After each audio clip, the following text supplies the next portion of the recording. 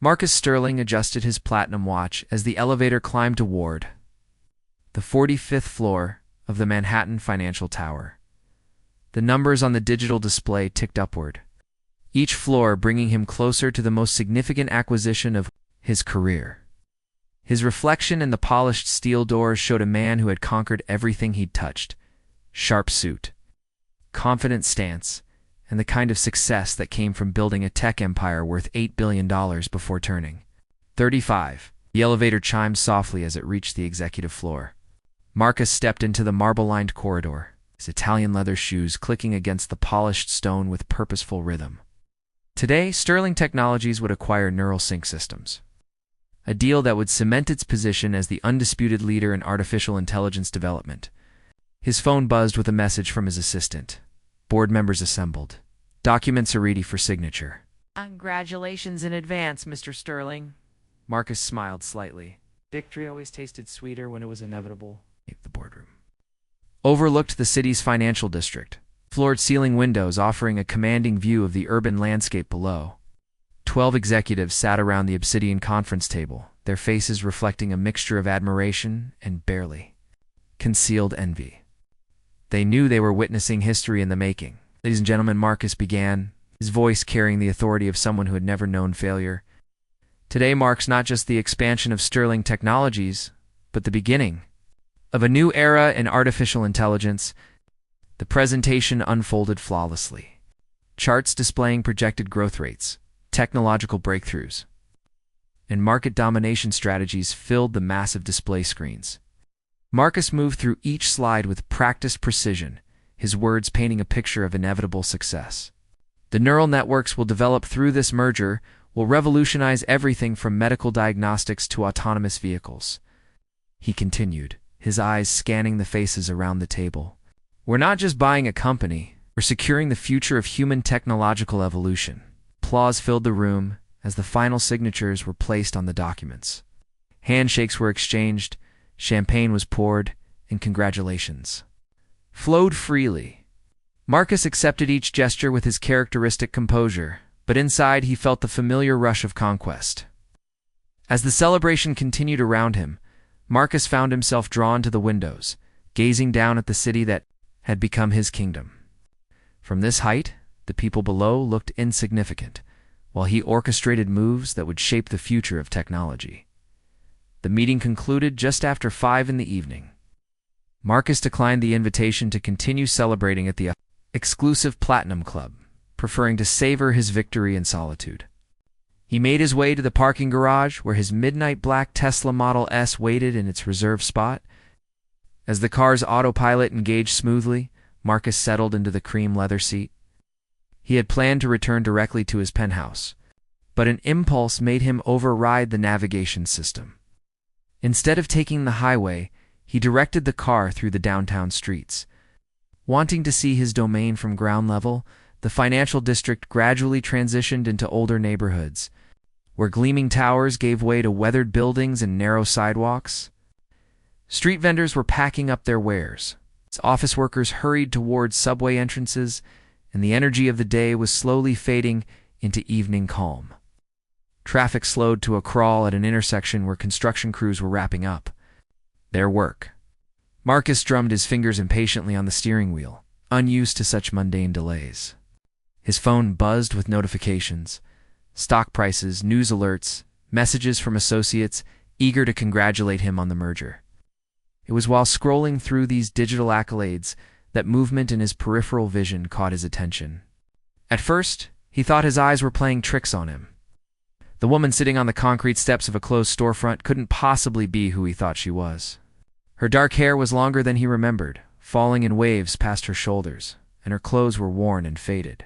But the profile, the way she held her head, the delicate curve of her neck, these details were burned into his memory with painful clarity. Marcus's breath caught in his throat. The phone slipped from his fingers, clattering onto the car's floor. Elena Rodriguez. The name echoed in his mind like a ghost from a carefully buried past. For years had passed since he had last seen her. For years since she had walked away from everything they had built together, everything he had offered her. For years since she had chosen principle over prosperity, Idealism over security. But this couldn't be her. The Alina he remembered had been polished, confident, brillianta, rising star in biomedical engineering, with offers from every major pharmaceutical company. She had worn designer clothes, lived in a luxury apartment, and commanded respect in boardrooms, filled with executives twice her age. The woman on the steps bore little resemblance to that memory. Her jeans were patched at the knees, her jacket was too large and clearly secondhand. And beside her sat a cardboard sign with words that made Marcus's chest tighten, "Anything helps. God bless." Duh. The traffic light changed, and cars began moving. Again, Marcus's Tesla crept forward, but his eyes remained fixed on the figure on the steps. As he drew closer, any remaining doubt evaporated. Despite the changes, despite the circumstances, it was undeniably her. Alina Rodriguez, the woman who had once shared his dreams, his bed, and his deepest ambitions, was homeless, without conscious thought. Marcus pulled the car over to the curb, ignoring the honking horns of frustrated drivers behind him. His hands trembled slightly as he turned off the engine, his mind reeling with questions and emotions he had thought long buried. He sat in the car for several minutes, watching her through the tinted windows. She wasn't actively begging. Instead, she seemed lost in thought, occasionally glancing at passers-by, but making no effort to engage them. Her posture spoke of resignation, rather than desperation, as if she had accepted her circumstances with a quiet dignity that somehow made the situation even more heartbreaking. Finally, Marcus forced himself to open the car door. The sounds of the city rushed in traffic, distant music, the chatter of pedestrians, but all of it seemed muted compared to the thundering of his own heartbeat. He approached slowly, his expensive shoes feeling foreign on the cracked sidewalk. When he was close enough to cast a shadow across her seated form, Alina looked up. Their eyes met, and the years collapsed in an instant.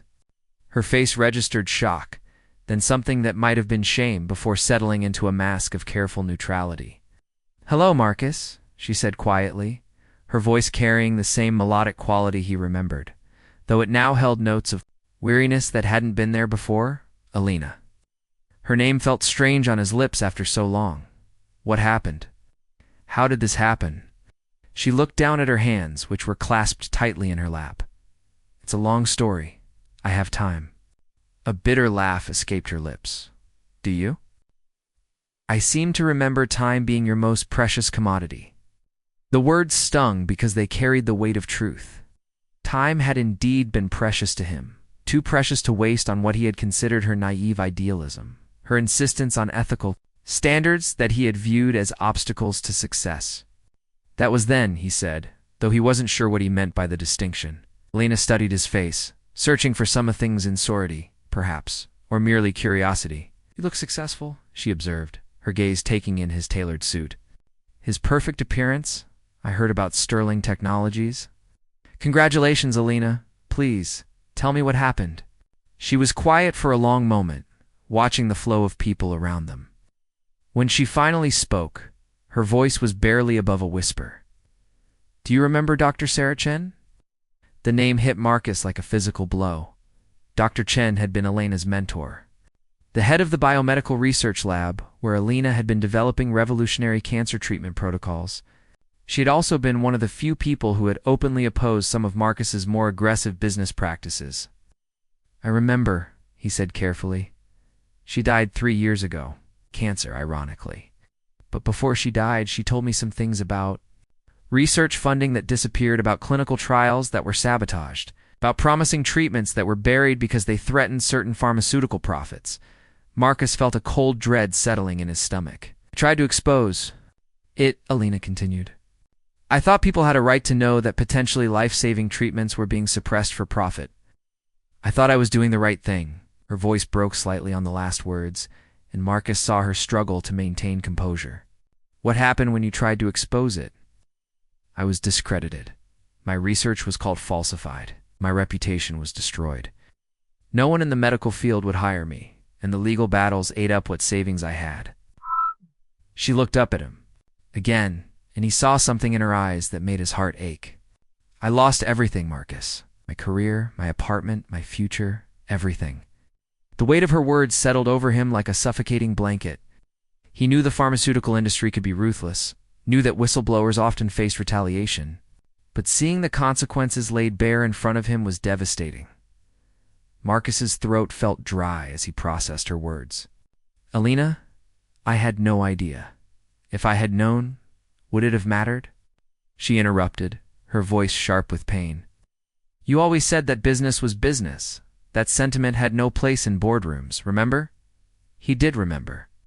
Those exact words had been part of countless arguments between them, arguments that had ultimately driven them apart. Alina had always been the moral compass he had convinced himself he didn't need. I was wrong, he said quietly. Alina stared at him, searching his face for any trace of deception. You were wrong about a lot of things, Marcus. But you were right about one thing. I was naive. I believed that truth mattered more than profit, that integrity was worth more than stock prices. It is, he said, surprising himself with the conviction. In his voice, is it? Elena's laugh was hollow. Look where it got me. Look where your philosophy got you. She gestured between them, highlighting the stark contrast in their circumstances. Marcus sat down on the steps beside her, ignoring the way his expensive suit would be ruined by the dirty concrete. Lena, let me help you? I can what? Buy me off? Give me money to ease your conscience? Her eyes flashed with anger. But I want your charity, Marcus. It's not charity. It's what? Guilt money. A payment for services rendered. Or maybe you think you can purchase absolution for all the corners you've cut, all the lives you've stepped on to build your empire. The words hit their mark, and Marcus flinched. That's not fair. Fair, Lena's voice cracked. You want to talk about fair? 3 years ago, when Dr. Chen first told me about the suppressed research, I came to you. Do you remember? I needed help. Needed someone with connections and resources to help me expose the truth. Marcus's blood ran cold. He did remember. Elena had come to his office, desperate and frightened, talking about corruption in the pharmaceutical industry. He had listened with half an ear, his attention focused on a merger deal that would net him millions. I remember, he whispered, you told me to be careful, to think about my career. You said that some battles weren't worth fighting, that I should focus on my own future instead of tilting at windmills. Elena's voice was steady now, but tears were streaming down her face. You knew, Marcus? You knew what I was up against? And you chose to protect your business interests instead of helping me. The truth hit him like a sledgehammer. The pharmaceutical companies Alina had tried to expose were some of Sterling Technology's biggest partners. He had contracts worth hundreds of millions with them. Deals that would have been jeopardized if their corruption had been revealed. I was protecting us, he said weakly. You were protecting yourself. Alina wiped her eyes with the back of her hand. And now look at us. You're celebrating billion-dollar deals while I'm sitting on the street with a cardboard sign. Marcus felt something break inside him. The success he had been so proud of moments ago now felt hollow, tainted by the knowledge of what it had cost not just him, but the woman he had once loved. I can't change what I did, he said, but I can change what I do now. Lena looked at him with something that might have been hope, quickly suppressed. What are you saying? I'm saying that maybe it's time I learned the difference between success and significance. Marcus pulled out his phone and began scrolling through his contacts. I still have connections in the pharmaceutical industry. I can help you get your research back. Help you expose what they did. Marcus. No. Elena's voice was firm. Yo. Lose everything. Your company, your reputation, your fortune. They'll destroy you the same way they destroyed me. Maybe that's exactly what I deserve. He looked at her. Really looked at her, seeing not the homeless woman on the street, but the brilliant, principled person he had fallen in love with years ago. Maybe it's time I stood for something more than profit margins. Alina was quiet for a long moment, studying his face. You're serious? I've never been more serious about anything in my life. Marcus stood up, extending his hand to her. Alina, I can't undo the past 4 years. I can't give you back what you've lost, but I can make sure that your sacrifice wasn't in vain.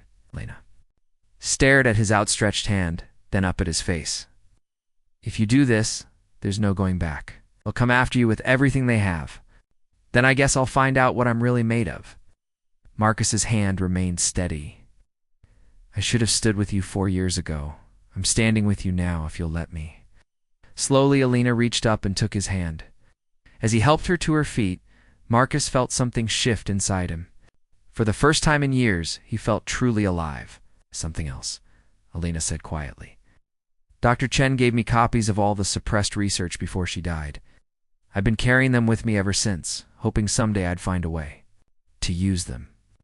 Marcus smiled, and for the first time in years, it reached his eyes. Then we have work to do. Marcus stood in a much different kind of boardroom. The walls were lined with legal documents, evidence files, to patients whose lives had been affected by the pharmaceutical company's corruption. Across from him sat federal prosecutors, FDA investigators, and journalists from major news outlets. Alina sat beside him, no longer the broken woman he had found on the street. She was wearing a simple but professional suit, her hair pulled back, her eyes bright with purpose. Research she had preserved was spread across the table, each document representing another piece of evidence in the case that would ultimately bring down one of the largest pharmaceutical conspiracies in history. Marcus had lost almost everything. His fortune was gone, spent on legal fees and supporting the investigation. His company had been dissolved, his reputation in the business world destroyed. But as he watched Alina present her findings to the prosecutors, he realized he had gained something far more valuable. He had found his soul. The investigation would take years to complete, and the legal battles were just beginning. But Marcus knew that for the first time in his life, he was on the right side of history. He had chosen love over profit, principles over power, significance over success. As the meeting concluded and the officials filed out, Alina turned to him. "Do you regret it?" Marcus looked around the modest office they had rented with the last of his savings, then at the woman who had reminded him what truly mattered. Not for a second. She smiled, and in that smile, he saw their future. Not the future of wealth and power he had once imagined, but something infinitely more precious, a future built on truth, justice, and the kind of love that could survive any storm. Outside, the city stretched endlessly in all directions, full of people living their lives, many of whom would benefit from the truth they were fighting to expose. Marcus no longer saw them as insignificant ants. He saw them as the reason for everything he was doing. "So what now?" Alina asked. Marcus took her hand, feeling the calluses that had formed during her years of hardship, and smiled. "Now we change the world." The end. Like this video if the story touched your heart, subscribe for more emotional tales, and share with someone who believes in the power of true love. And let us know in the comments. We love connecting with our global community of romance lovers.